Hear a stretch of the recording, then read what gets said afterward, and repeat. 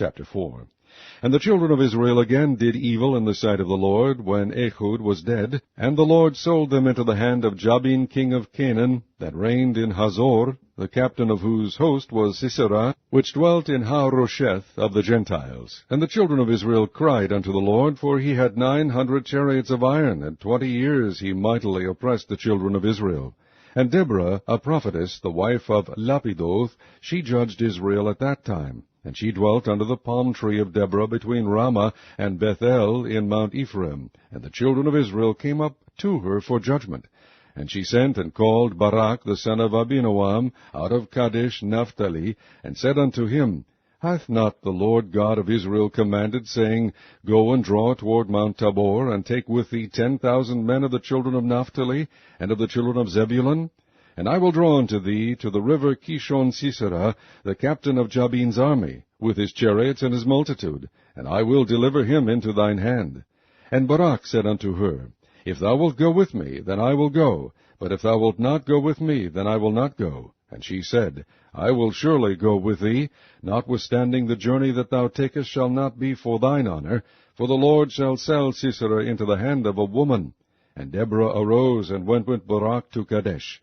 And Barak called Zebulun and Naphtali to Kadesh, and he went up with 10,000 men at his feet. And Deborah went up with him. Now Heber the Kenite, which was of the children of Hobab, the father-in-law of Moses, had severed himself from the Kenites, and pitched his tent into the plain of Zeanaim, which is by Kadesh. And they shewed Sisera that Barak the son of Abinoam was gone up to Mount Tabor. And Sisera gathered together all his chariots, even 900 chariots of iron, and all the people that were with him, from Harosheth of the Gentiles unto the river of Kishon. And Deborah said unto Barak, Up, for this is the day in which the Lord hath delivered Sisera into thine hand. Is not the Lord gone out before thee? So Barak went down from Mount Tabor, and 10,000 men after him. And the Lord discomfited Sisera, and all his chariots, and all his host, with the edge of the sword before Barak, so that Sisera lighted down off his chariot, and fled away on his feet. But Barak pursued after the chariots, and after the host, unto Harosheth of the Gentiles, and all the host of Sisera fell upon the edge of the sword, and there was not a man left. Howbeit Sisera fled away on his feet to the tent of Jael, the wife of Heber the Kenite, for there was peace between Jabin the king of Hazor, and the house of Heber the Kenite. And Jael went out to meet Sisera, and said unto him, Turn in, my lord, turn in to me, fear not. And when he had turned in unto her into the tent, she covered him with a mantle. And he said unto her, Give me, I pray thee, a little water to drink, for I am thirsty. And she opened a bottle of milk, and gave him drink, and covered him. Again he said unto her, Stand in the door of the tent, and it shall be, when any man doth come and inquire of thee, and say, Is there any man here? That thou shalt say, No.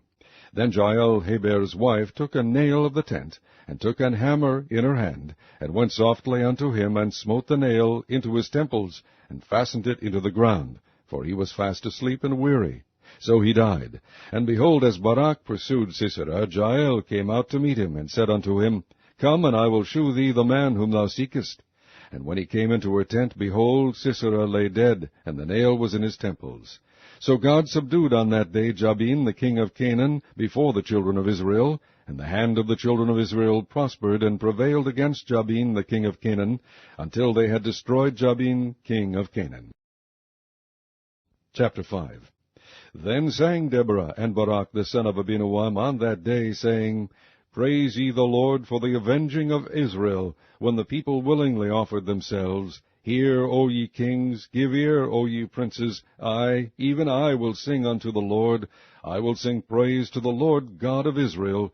Lord, when thou wentest out of Seir, when thou marchest out of the field of Edom, the earth trembled, and the heavens dropped, the clouds also dropped water. The mountains melted from before the Lord, even that Sinai from before the Lord God of Israel. In the days of Shamgar the son of Anath, in the days of Jael, the highways were unoccupied, and the travelers walked through byways.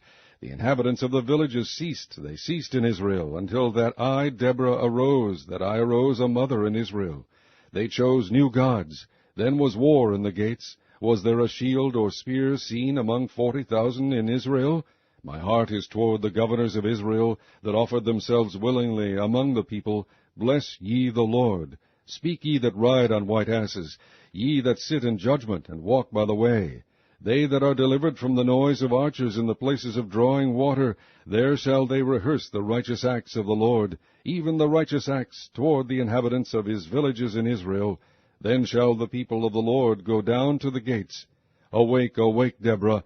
Awake, awake, utter a song! Arise, Barak, and lead thy captivity captive, thou son of Abinoam. Then he made him that remaineth have dominion over the nobles among the people. The Lord made me have dominion over the mighty. Out of Ephraim was there a root of them against Amalek, after thee, Benjamin, among thy people. Out of Machir came down governors, and out of Zebulun they that handle the pen of the writer. And the princes of Issachar were with Deborah, even Issachar and also Barak. He was sent on foot into the valley. For the divisions of Reuben there were great thoughts of heart. Why abodest thou among the sheepfolds to hear the bleatings of the flocks? For the divisions of Reuben there were great searchings of heart. Gilead abode beyond Jordan, and why did Dan remain in ships? Asher continued on the seashore, and abode in his breaches. Zebulun and Naphtali were a people that jeoparded their lives unto the death in the high places of the field. The kings came and fought. They fought the kings of Canaan in Taanach. By the waters of Megiddo they took no gain of money. They fought from heaven. The stars in their courses fought against Sisera. The river of Kishon swept them away, that ancient river, the river Kishon. O my soul, thou hast trodden down strength. Then were the horse-hoofs broken by the means of the prancings of their mighty ones. Curse ye Meroz, said the angel of the Lord, curse ye bitterly the inhabitants thereof, because they came not to help of the Lord against the mighty. Blessed above women shall Jael, the wife of Heber the Kenite, be.